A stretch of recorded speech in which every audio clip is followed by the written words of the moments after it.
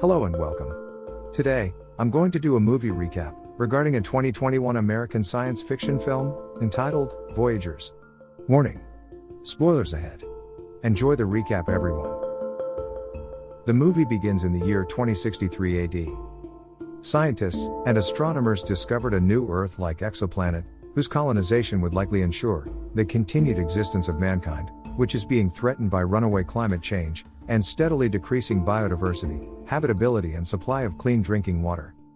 The crew of the interstellar generational spacecraft, designated as the Humanitas, is intended to conceive children during the 86-year-long journey, in order to ensure that their grandchildren will successfully reach the exoplanet and save humanity from potential extinction.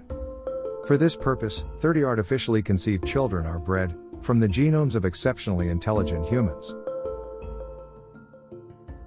They were forced to grow up in complete isolation from the rest of human society, out of fears that they would otherwise be excessively nostalgic for the Earth and threaten the mission's morale. For their subsequent life and tasks on board the spaceship, they are raised and trained by a scientist named Richard Alling, who decides to accompany the children on the flight towards the exoplanet, with the goals to protect them from the dangers of the journey, and eventually mold them into future leaders of the exoplanet colony. 10 years after the launch of the Humanitas, the 30 children have grown into teenagers. All of the astronauts have tasks on board, which are conducted in a strange and borderline robotic manner. One day, a botanist named Christopher Rebs accidentally discovers that the enigmatic blue drink that everyone has to consume after meals, instead of clean water, contains an unidentified chemical substance. Christopher proceeds to hack into the onboard computer mainframe in search of further information about the drink, and learns that the chemical substance in question is a neurotoxin that is designed to suppress their personalities and irrational emotions for the sake of stability. Christopher and his best friend, Zachary, decide to stop drinking the chemical after making this discovery, and begin experiencing human emotions and developing unique personalities for the first time in their lives. During a routine conversation with Richard, Chris tells him that he has discovered an unidentified chamber in the blueprints, and demands to know its purpose, and what exactly is inside of it. Richard proceeds to evasively tell him that such information is classified, and that the chamber is reserved for the third generation on board. He proceeds to contact the Mission Control Center back on Earth, informing them that the children are steadily losing their trust in him, and demanding information about their origins and mission. He wants to tell them the truth about everything, but the answer will take over 2 months to arrive from the Earth. As Zach's emotions are no longer being suppressed by the chemical, he gradually begins to develop romantic feelings and attraction to the spaceship's doctor, named Sella. He tries to seduce Sella and engage in sexual intercourse with her, but Richard prevents him from touching her any further, and reprimands him for his behavior. Eerie noises were heard in the ship's hull, which caused fear within the group, but Richard reassured them that these were harmless temperature fluctuations within the metal, as a result of engine activity. When Zach watches Richard put his hand on Sella's shoulder, he becomes jealous and outraged at being denied romance by who he perceives as an arbitrary tyrant. During extravehicular maintenance of a communications unit that he was carrying out with Chris, Richard is suddenly attacked with an unknown identity. At the time of his discovery, his face and upper body were covered with severe burns and lacerations. Richard is pronounced dead by Sella for an unknown reason. In the aftermath of Richard's grisly death, however, some of the children started believing that a malevolent extraterrestrial entity has supposedly snuck on board the Humanitas, and is responsible for the murder of Richard. As fire broke out in the area after his death, the surveillance records of the room that Richard was in were presumed to be destroyed, leaving the now leaderless group with little to no credible information about who or what caused Richard's death. Zach offers to take over the leadership of the group, amidst widespread chaos and uncertainty caused by the group's sudden leaderlessness, but in a democratic election held by a secret ballot, Chris is elected as the new first office of the Humanitas, narrowly defeating Zach in a heavily contested race. After his victory in the election, Chris proceeds to organize an effort to repair the damage caused by the fire to the spaceship, and to launch an investigation with the goal of finding out who or what killed Richard, while maintaining peace and unity on board the Humanitas. Zach urges the other children to stop drinking the chemical and embrace true freedom of thought. Life on board begins to fall into disarray. Instead of focusing on their daily schedule and duties, they begin indulging in hedonistic and adventurous activities.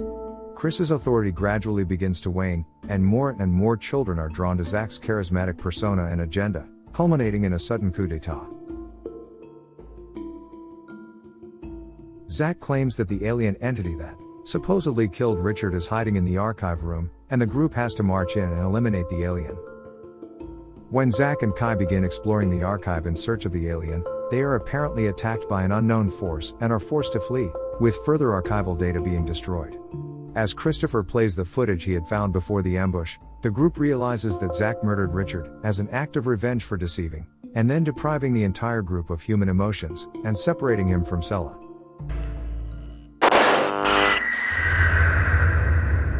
Sella warns the group not to mention this revelation to anyone, until they all come to a consensus at another assembly. Christopher accompanies Sella to her cabin, where she safely stows away the data. Chris initially wants to leave Sella alone and tries to leave her cabin, but she convinces him to stay, and the two eventually kiss each other, and spend the next few hours with each other.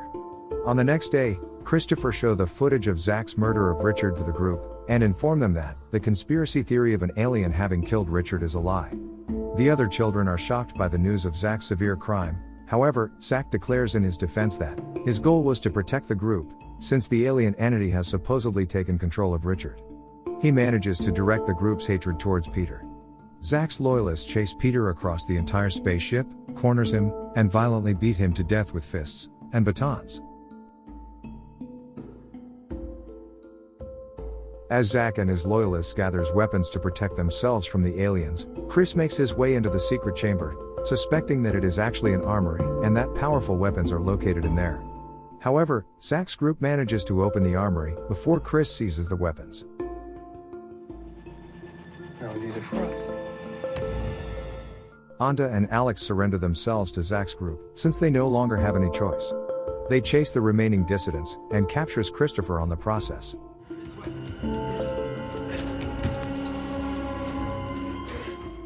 While Phoebe tries to reason with him, he is shot by Kai. And figure out a plan, or do you want to— Sella and Christopher manage to escape while they are being pursued by Zach and his loyalists. They hide in spaceship's airlock, as Zach shoots his weapon onto them. When Zach shoots open the inner door, the sudden depressurization starts sucking out everything in the chamber's vicinity, into the vacuum of space, and Chris and Sella eventually manage to overpower Zach, and eject him into outer space. After Zach's presumed death in outer space, Sella and Chris finally manage to convince the surviving group to lay their weapons down, and restore peace on board. With Zachary's dictatorial regime finally overthrown, Sella is elected as the new first officer in an emergency election, as the group decides to vote on all mission decisions together. Sella finds out that she is pregnant with Chris's child, and eventually gives birth to a boy. The movie ends during the next few decades. A new generation of children begins on board the Humanitas, and 86 years after launch, the surviving group and their descendants safely reach the target exoplanet, ready to rebuild human civilization. I hope you enjoy another episode of our movie recap. Until next time.